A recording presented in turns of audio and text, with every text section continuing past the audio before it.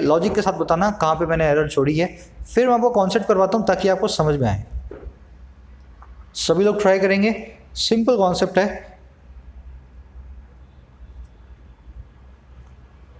चलो मैं एक काम करता हूँ, मैं आपके सामने थोड़ी सी पार्सिंग कर देता हूँ ताकि आपको अच्छे समझ में आए क्या काम यहाँ पे हो रहा है ना।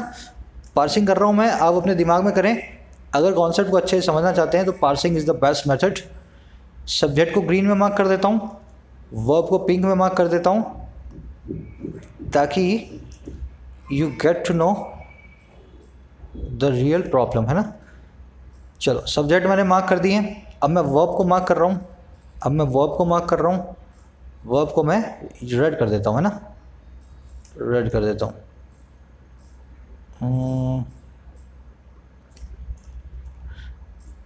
Just a minute. ये एक्सरसाइज सब्जेक्ट वर्ब की अगर आप करते हैं ना, there is nothing that can beat your English, अगर आप सब्जेक्ट और वर्ब को मार्क करना शुरू कर देते हैं। चलो मैंने ग्रीन और पिंक में, ग्रीन और रेड में इनफैक्ट सब्जेक्ट और वर्ब को मार्क कर दिया। अभी मैं एक स्पेशल वर्ड्स को मार्क कर रहा हूँ, हर सेंटेंस में एक स्पेशल वर्ड को मार्क कर रहा हूँ, एक स्पेशल टाइप ऑफ वर्ड को मैं उसको अंडरलाइन कर रहा हूँ, है ना। इसकी तरफ भी ध्यान देना, इनको मैं अंडरलाइन कर रहा हूँ। आई थिंक अब आइडिया लग गया होगा आपको क्या इसमें एरर है। देखो एरर इसमें ये है, कुछ स्पेशल वर्ड्स हैं अपने पास, जैसे कि अलोंग विथ, जिसको मैं अभी मार्क कर रहा हूँ, जैसे कि बिसाइड्स, जैसे कि एज वेल एज, जैसे कि इंक्लूडिंग। मैं अलग से दिखा देता हूँ आपको, together with besides, in addition to, as well as, along with, including. ये सब देखने में क्या लगते हैं, आपको लगेगा नहीं ये सब के सब प्रेपोजिशंस हैं, पर ये एक्चुअल में प्रेपोजिशंस है सारी की सारी। अगर ये सारी की सारी प्रेपोजिशन है, अगर ये सारी की सारी प्रेपोजिशन है, अगर ये सब के सब प्रेपोजिशन है, तो इनके बाद में जो भी चीज़ आएगी वो सब्जेक्ट का पार्ट नहीं होगी। वो क्या होगी, सब्जेक्ट का पार्ट नहीं होगी। She including her father and brother have tested positive for infection, वो साथ ही साथ शामिल है जिसमें उसके फादर और भाई ने टेस्ट किया है पॉजिटिव इन्फेक्शन के लिए। यहाँ पे टेस्ट एक अर्गेटिव वर्ब है, कल हमने वर्ब्स देखी थी संडे को, है ना, अर्गेटिव वर्ब है टेस्ट करना। अब ये बताओ मुझे, अगर सेंटेंस का सब्जेक्ट शी है, अगर इंक्लूडिंग के बाद हर फादर और ब्रदर सेंटेंस का सब्जेक्ट नहीं है, तो वर्ब किसके हिसाब से आनी चाहिए, वर्ब सर शी के हिसाब से आनी चाहिए।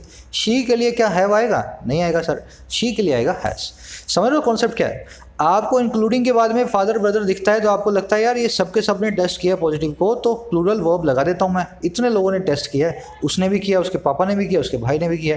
पर एक्चुअल में सेंटेंस का सब्जेक्ट है शी, इंक्लूडिंग एक प्रेपोजिशन है, इसके ऑब्जेक्ट हैं हर फादर एंड ब्रदर। समझ गए ना, this is never the part of subject, this can never be the part of subject.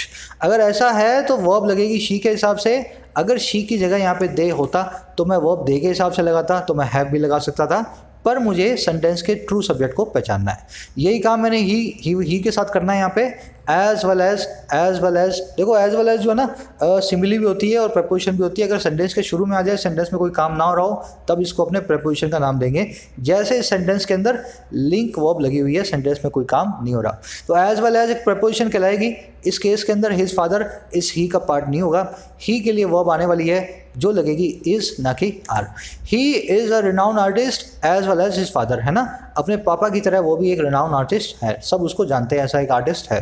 Manisha अपनी सिस्टर्स और माँ के साथ ब्यूटी सैलून में जाने वाली है ना, ब्यूटी सैलून में जाएगी।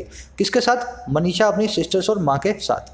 अगर मनीषा जाएगी, अलोंग विद का प्रपोजिशन का ऑब्जेक्ट है सिस्टर और मदर, तो मनीषा के हिसाब से लगेगा इज गोइंग, इज गोइंग। इस सेंटेंस में एक एरर है, बाद में बताऊंगा, जिसको मिल जाए मुझे बताना, वोकैबुलरी रिलेटेड एरर है, लास्ट में देखते हैं। करेक्ट, किराना शॉप, साथ ही साथ जिम के क्लोज थी संडे को। बिसाइड्स क्या है, एक प्रपोजिशन है, तो जिम जो है इस बिसाइड्स का ऑब्जेक्ट है, किराना शॉप के हिसाब से वर्ब आएगी, इस जिम के हिसाब से नहीं आएगी, वर्ब की जगह लगाऊंगा was. Primary section of the school along with secondary and senior secondary would remain close till the end of जो है अगस्त। यहाँ पे वुड की बात तो रिमेन आना ही था, मान लो वुड को निकाल दूँ मैं ना, इससे आपको अच्छे से मालूम चलेगा। अब प्राइमरी सेक्शन के हिसाब से रिमेन लगेगा, तो यहाँ पे रिमेन्स आना चाहिए। ये सेकेंडरी और सीनियर सेकेंडरी है, अलॉन्ग विद का ऑब्जेक्ट हो गए। आई थिंक सिंपल कॉन्सेप्ट है, इन सबको आप नोट कर लें। 6-7 आए हैं, together with, besides, in addition to, as well as, along with और इंक्लूडिंग।